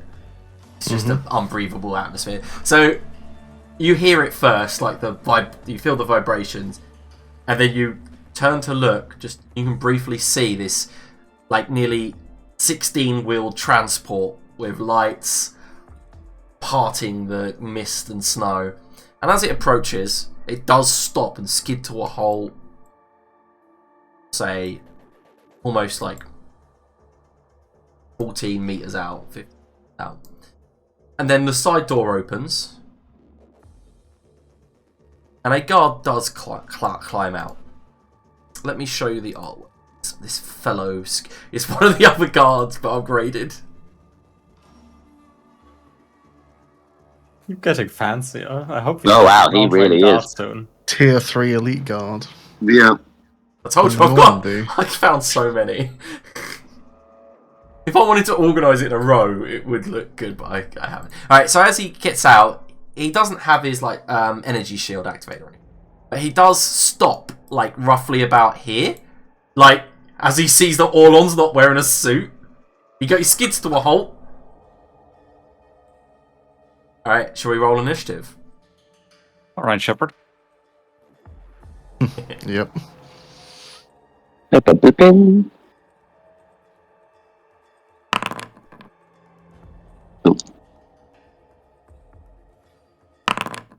Ugh. How does initiative work when you have an inability? You go down by 3 when you roll. Okay, thank you. You have an Oh, dear. initiative. No one actually rolled on the... Apparently. No one rolled on the actual combat tracker. Very dear. You have to right-click your token and then click the initiative button like usual. I'm just trying to work out where the initiative button is at the moment, to be honest. Right-click I your did no token. competence. Does it take I know into how to account join your combat. training, though? What button Oh is it, yeah, sorry? then you just look at it on there, don't you? Gotcha. Yeah, so the problem is rolling for initiative like that doesn't take into account your... Yeah, I know, but I can edit it afterwards. It's just Yeah, easy, okay. it's easy. So, Orlon goes down to... So is it just this? As in, like, I right click and then I click on initiative on the sheet as usual? No. Right-click your token and then click Done that. toggle combat state. Yeah. Now click the Yeah. roll button. Like, if you click the combat tracker, Todd, just the same as D&D. Like, Yeah. And then there should be a dice button in the list. Should there? Yes. Oh yeah, I see it. Right. Now I ask, has anyone got any inabilities or advantages? Orlon's already told me he's got an inability. Anyone got any advantages? Yeah, I'm trained. Alright. I've got an inability. So, yeah. So that would... To be fair, I did roll a 1, though. Initially, when I clicked. so that would I get do, you... but I didn't. I can get an advantage, but I didn't use it. So there you go. There's the current initiative as it stands, right? with the inabilities and all of the advantages. Right. So, Alia, in the snowdrift, in the suit, you can see this Imperial shield walking towards Orlon. The moment he sees Orlon without a suit, he just stops, and you hear the as his shield activates on his left arm. But he's not. He's still surprised, but he's looking around like. He's not going to approach Orlon like another step. He feels suspicious slightly. But it is your turn, Alia. She's just got like the scope of a sniper and the barrel just peeking out of the snow. Yeah. She's like, night. Takes a shot. Yeah, so difficulty 4, but he's surprised, so difficulty 3. Yep, that smashes into him. Doesn't even get his shield up. What's the damage? 8. 8 minus his armor of 3, so 5. That one-shots him. Yeah. One down. On to the next one. Yeah, the bullet, he turns, it just turns as he's looking around, and it smashes into his visor. From where Orlon is, you see him smash to one side from the force of the bullet, and there's just like empty jaw, and you can see like the back of his throat as it slams, and begins painting the ice red. Orlon, you see the transport, the doors are open, there are more people about to get out. Yeah, he stands up quickly Mm-hmm. and runs full speed towards the transport doors. Yeah, I'll show you that. There's another guy with artwork that you haven't seen yet. How good is he more important? How can he be more important than Commander Shepard? Oh, he's What? yeah, he's right up high on the importance list. He's stealth importance. How does movement work when you're sprinting? Essentially? You can run up to 50 feet, right, with an action, with your whole action. But you can run up to 100 if you make a speed check too. 50 feet. What's that? Let me turn the measurement to feet. 17 meters or something.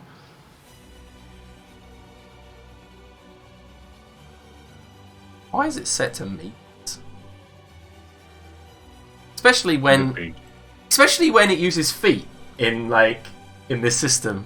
No, it does use both. Does it? Yeah. Well, it's 15 meters. It's 50 feet, so that's fine for me. He's just gonna run up to them.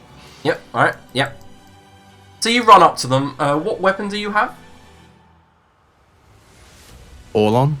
Just himself. Oh, okay. Yeah. Okay. Everest, it's your turn. I activate as my action wind armor. How do I use something on my sheet again? There's like a button on the right. So what tab are you in? Combat. Wait, does this work? Wind armor. You might need to negate the intellect yourself. I'm not sure. Yeah, I don't think it negated. 9. So how do I send this now? Oh, intellect. Why doesn't it? No, now I archived it. Fucking hell, Adrian. I swear I've used an ability before. Why doesn't it do it? Is it because it's not a combat ability? Like, where are you? The abilities, yeah? Yeah. Yeah, I guess you can't copy it in. I swear there was a button like Alt. Yeah, it says if you hover over it, it says Alt click to send description, and then you can just pay the pool with the button. Oh, alt click. Ah, there we go. Okay, I have plus 2 armor against projectiles and plus 1 armor against everything else. Yeah, like this is the armor that is like beneath your suit, though. Yeah. I guess my suit looks really blown up now because there's wind in it. There's no actual ability. Everest has just farted. Yeah. And how much can I move without You using can my 2 action? squares. So. Okay, he moves closer. That's my turn. Alright. The heavy guard steps out of the transport all on to just, like, aim this Gatling gun of sorts at you. It's got, like, a shield on top of it, and he's seen what's happening. And tries to try, like, a point-blank shot. You make a speed defense with, like, an additional... Because he's up close and he's using this fuck-off gun. So it's difficulty 5, but I'm reducing it to 4 because of how close you are to him. Okay, I am trained for speed defense. Difficulty 3. So it should be 3. Yep. So you manage to weave out of the way, and he's... And you know, like, you see it in, like, sci-fi movies when they release, like, a line of lead from a Gatling cannon. It's just, like, a golden gleam, like, across the landscape. And it just, like, takes out the snowdrifts near Alia, like, as he's aiming. And it's just, like, dust, like, snow dust goes everywhere. If this hits you, it's gonna fucking hurt. Like... Alright, the next security guard goes in for a melee strike. So this security guard here, difficulty 3. You're trained, so difficulty 2. Alright, you've managed to weave out of the way, and the next one goes to do the same. Alright, cool. You just take this one on the arm. You just parry, yeah. Just parry. Alright, Tane, you're up. Okay. Does it seem like there's more personnel in there? No, it doesn't. So seem there's through the visor you see a very scared driver. Alright.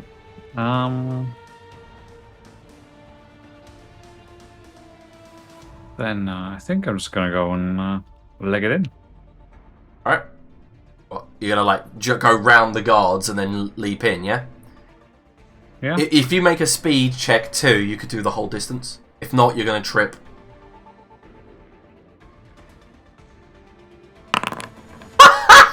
Oh no!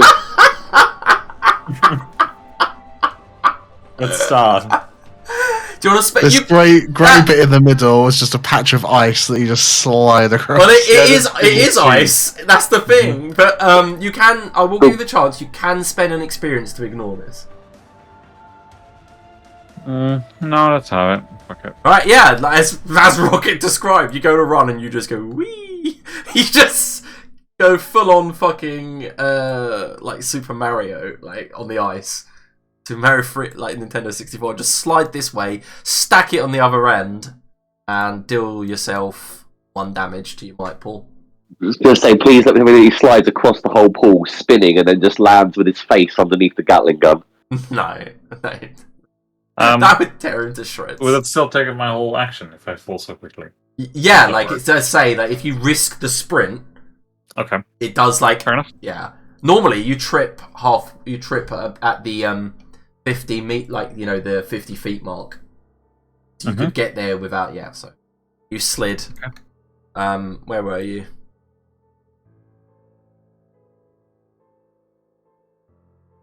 Alright. Sorry, dude. Alia, it's your turn. That's okay. At some point in this game, I might roll something and actually succeed. Maybe. Right. I'll take aim at the heavy boy. Uh, Just adjust the barrel slightly. Choop! And miss. ricochets off of his little shield thing. You are now fully, like, visible to them. Oh dear. Can I still move, or do I move after I shoot? You can still move up to 2 squares, yeah. Dip over here a little bit. Okay. Actually, what she'll do is, she was on this square, she'll just dip down here. Alrighty. All on? He said there was a driver in the window. Yeah, like frozen in fear, almost. You feel like at some point they might gain composure, but you're not. Orlon raises a hand up towards him. Cyandela welcomes you to the new world. And I'll use my Blessing of Death ability on him. Oh my He god. takes 3 damage. Yeah, he's dead. What? Oh, You mean the driver, yeah? Yeah. Yeah, it's Oh, is he just a... just like a level 1 mook type Yeah.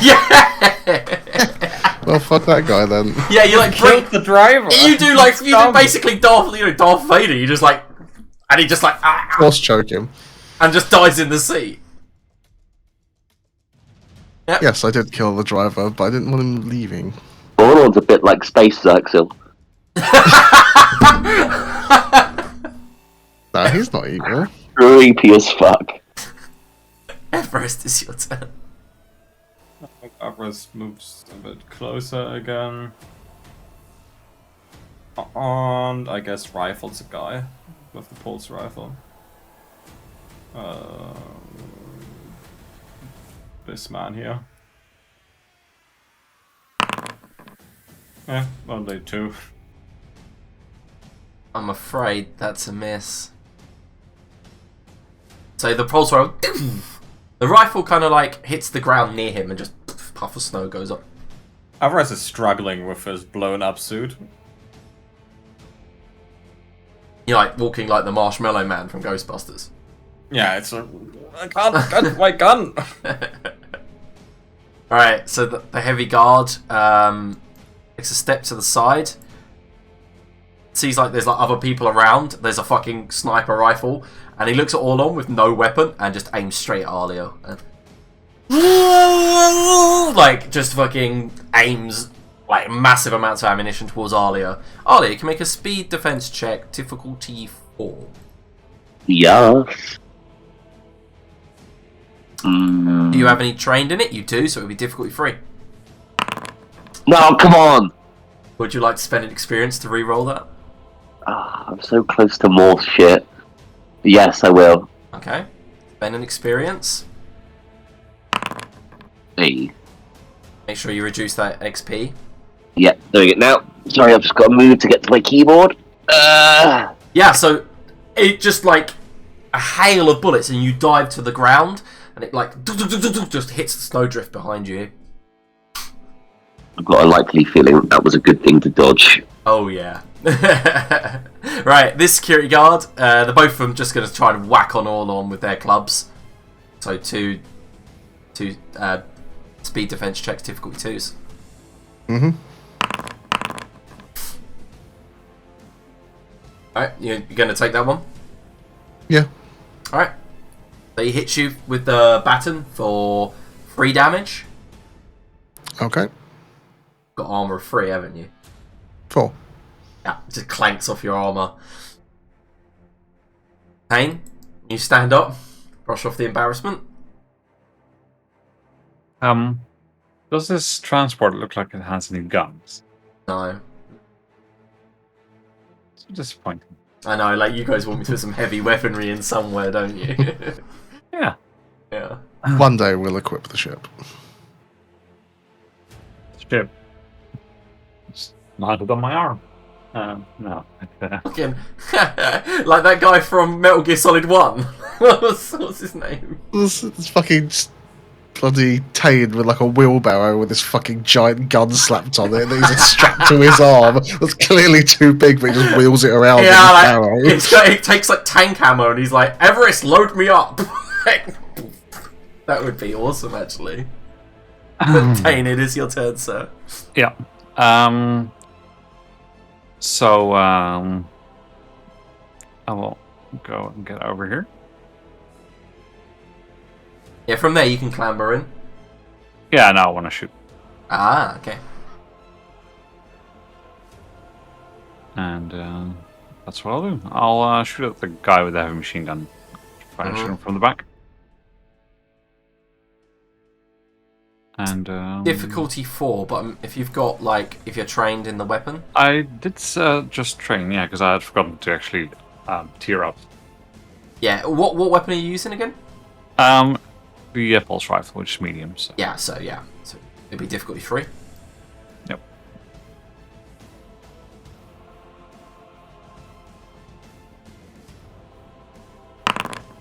Oh no. Oh, I feel so Par bad for the for course. Yeah, I know, this campaign has just been... I feel bad for Tane, he's just missing everything. No, a rifle hits the guy, but just doesn't seem to penetrate the armor. Mm-hmm. Maybe this whole cyborg thing just isn't a good idea after all. So, Arlia. I'll go masturbate into my suit instead. I mean, Everest hasn't been rolling well this campaign either, so... Take another shot. Ooh, who's this at? the big boy. Yes. So how much damage again? 8. 8. Plus 2, 10. Minus 2. Yep, that's a shot. That hits him in the neck, takes out like massive chunk of flesh, falls to his knees, drops a Gatling cannon right next to Orlon. But yeah, is that your turn, Alia? Yeah, that's my turn. Alright. Orlon. Orlon, not having a clue how to use a Gatling gun, force withers some skin from the guy next to him. Deals 3 points of Jesus damage. Christ, Nolan is fucking scary. Yeah, like as you aim it at the What do you guy. expect from someone born from a bloody sorceress necromancer? She so the security guard next to you, Orlon, just like lets out like a feminine scream, and then like begins to scratch at her armor and her suit. Like, you know, you've just done something to her flesh. She's like, ah! Ah! She screams, trying to get at her own flesh. Drops the club. Everest. Yeah. That is sufficiently intimidating. Hold on, if you're melting their skin inside that armor we're gonna wear in a bit. Technically, it's not melting; it's withering. Is the specific wording that the ability says? They wither, not melt. Okay, I shoot the one. I still shoot the same one as earlier. Nope. Well, are you trained? No? You're not trained in medium weapons, no? No. Alright, that does miss then. I'm moving 2 steps closer and right out.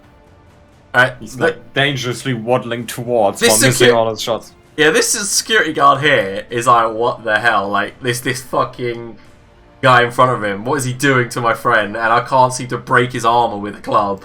Just like, moves off. Goes to engage with Everest. But that's all he could do. Right, this one that's withered falls to the ground. She stands. A GM intrusion. All on. Yeah, always. Alright, let me... Oh, you can't do that option anymore, where I can't right click your token to give you one. Oh, that's a shame. Right, so What's people's experience at the moment? 3. Right?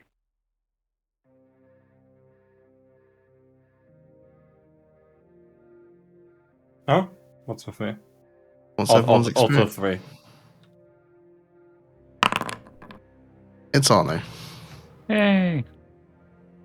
alright, cool. So, Honor, Tane gets an experience. All on, you get an experience. Make sure you give it to your characters because I can't seem to apply it. Yeah, I've done this already. Right, so what happens here is this security officer pulls off like an awesome maneuver. Right? What she does is she reaches into her belt, pulls something out, and then she like goes to punch you all on, and as you move out of the way, she like slaps something onto your chest, does one of those wrestler moves where she jumps up and kicks you away from her, and then the thing on your chest goes poof and blows up, sending you flying to the ground into the snow. You take 7 damage. Before or after armor? Oh, yeah, that's before. You're a tanky bitch. Alrighty. Tane.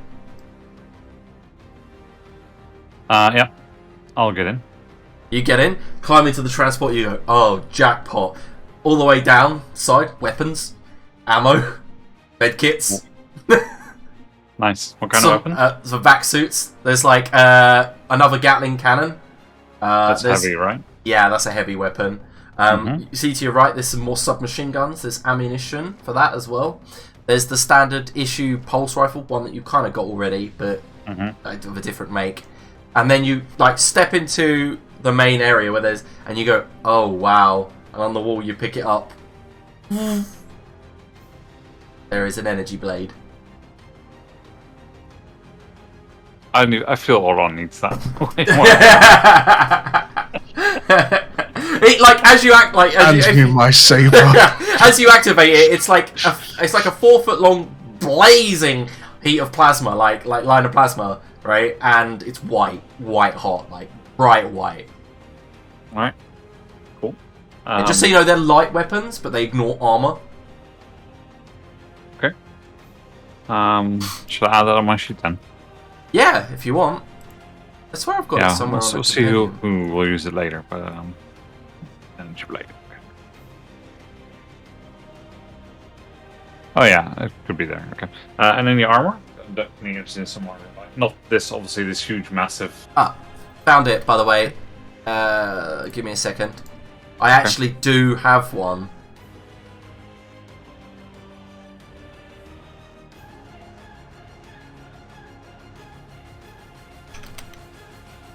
Can you do me a favour? Roll a d6 plus 1. It'll be a 2. You know. Yeah! Oh! Maybe not. Oh shit, you got a level 7 plasma sword! I will hand you your saber in a minute, Arnold. Fair. I don't think he knows how to use it, so I think you can hang on to it. Alright. Fucking Captain Arthur over here pulling the sword out of the stone. Alright, so, Tane, I'll just drag and drop it to your inventory, if that's cool. Yeah, thanks. Okay. Equipment. Should have plasma sword. Yeah, how do I then get that into combat section? Yeah. I don't know, if I'm honest. Okay, I'll just do it manually then. Yeah, it's just, if you read it, the weapon can be wielded, like, as a staff. Like, you know, the handle can just be smacked on someone. Mm-hmm. Or you can Alright, activate so it for an encounter. It's like a pole, really. Yeah, well, Yeah. kinda, yeah. It's really long, and, you know, it does... Or you could say, what's that samurai katana sword that, like, got a really Naginata? long handle? No, not the Yeah. Naginata, the other one that's got the really long handle. Oh, yeah, I know what you mean. Yeah, it's Like a Nodachi. yeah, that's the one. Thank you, Rocky. I knew you would know.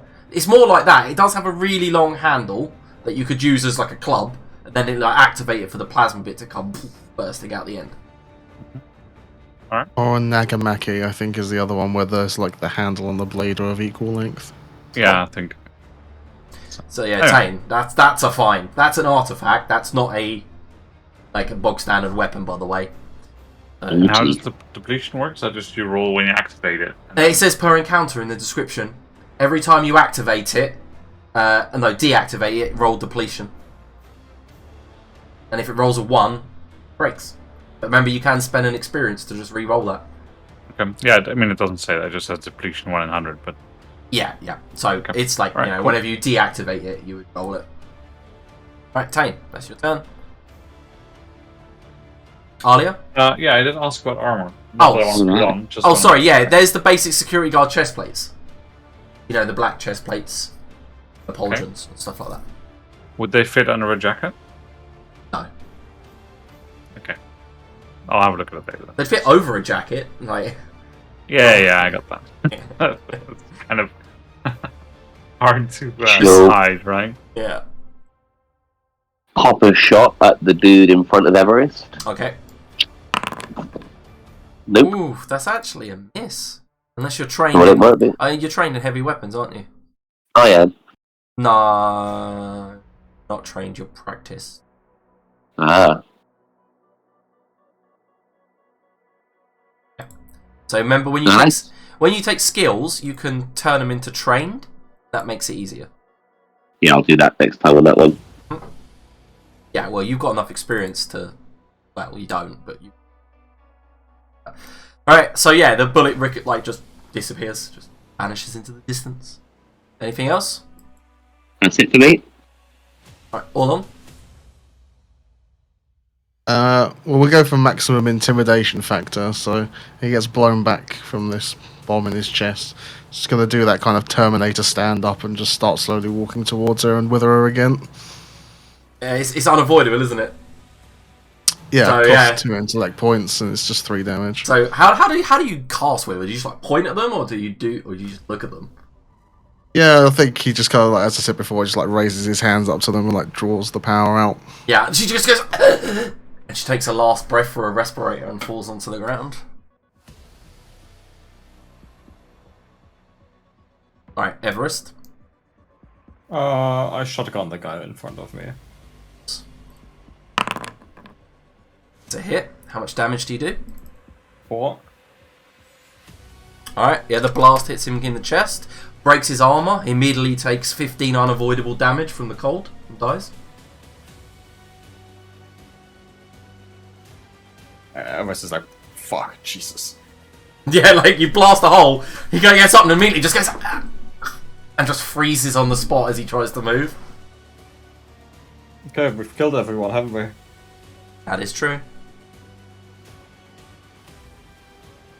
Okay, drag the corpses inside and undress, then we need to get this armor on. Yeah, as Everest, as you've like laboured breathing, dragging this guy, and the rest of you are in the transport, and there's like loads of spares on the walls. Oh. He like hides the corpse under the snow so no one sees it in case another transport comes.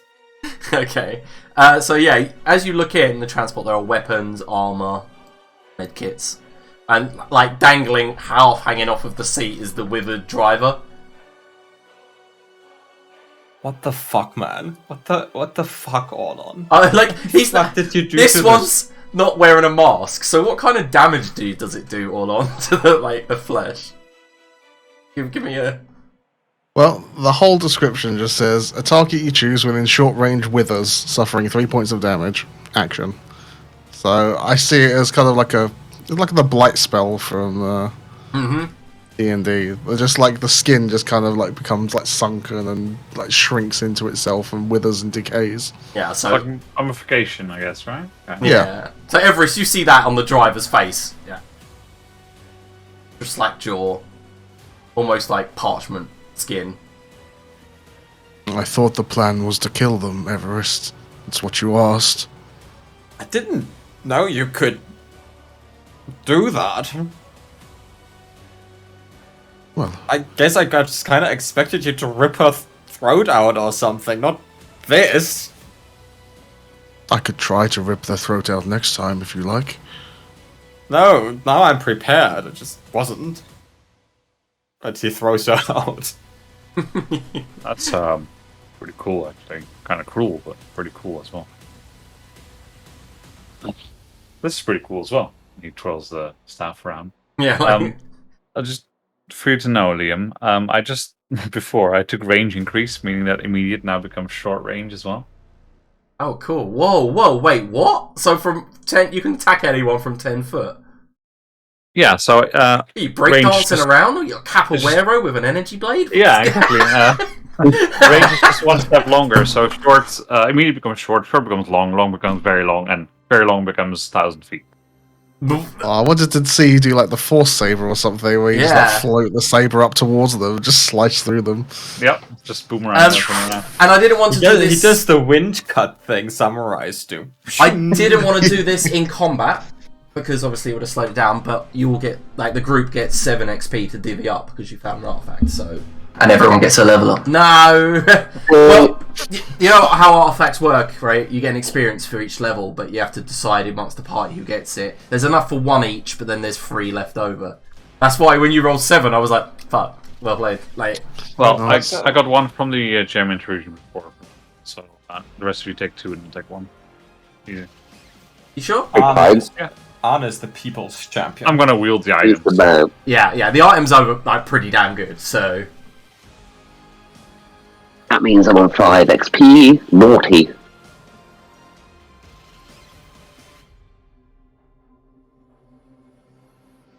It's 4, isn't it, that we had to reach before we did another thing? yeah. Yeah. Oh, I've just had to add something to your armor, your item description, Arne. That it wasn't there. Sorry. It does say now the damage goes through armor.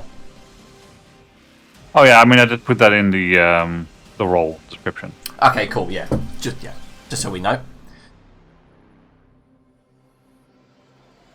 So the party then, like the crew, just jump in the transport, right?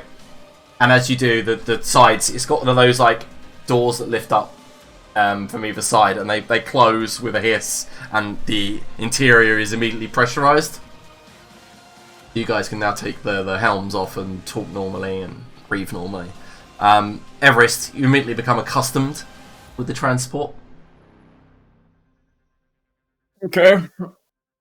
Well, the pilot was female, so if they expect a female voice, you'll have to talk to them, Alia, if they ask anything.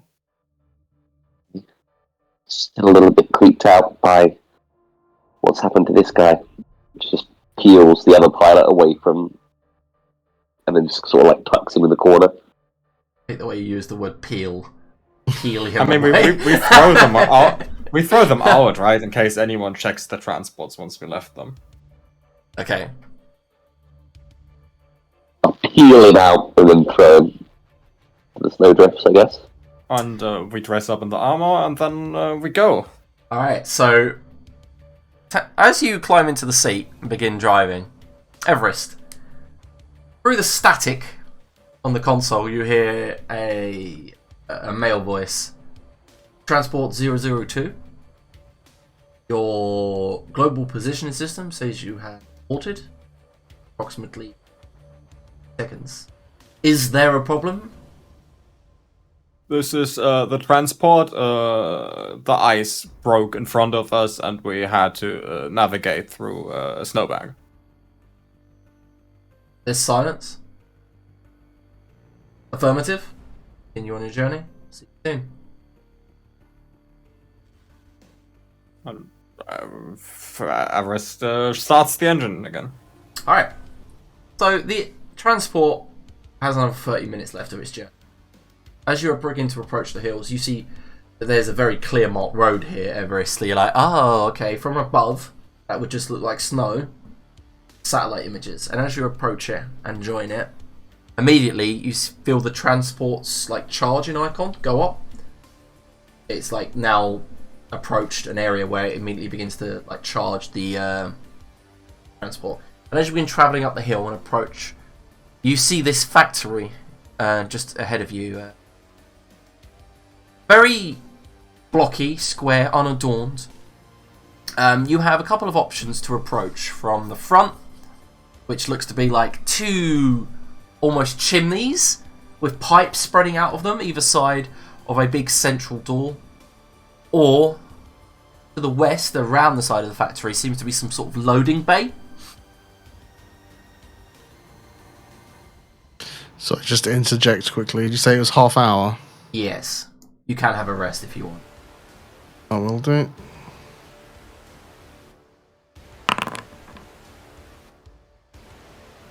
Not Nice. using the one action one, but for some reason it always ticks that one first.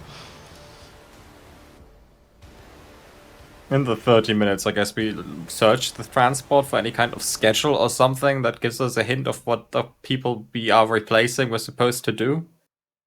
Okay, yeah. It does say, you quickly check and it's like, you look behind you and it was delivering medicines, rations, arms, armour to the cargo bay. Well, obviously you have the choice. You can approach the cargo bay or you can approach the main entrance. How you guys get in is totally up to you. Going through the cargo bay. Also, what's the armor like? They're all like light maneuverable armor, except there is one piece of heavy armor, which is what you saw that like, gunner wearing. Mm-hmm. Yeah, it's like a full body thing. Yeah, what's that like stat wise? Well, it reduces. Obviously, it reduces your. It increases the cost to use speed checks by 2. 3, I think. 3, sorry, but it gives you free armor.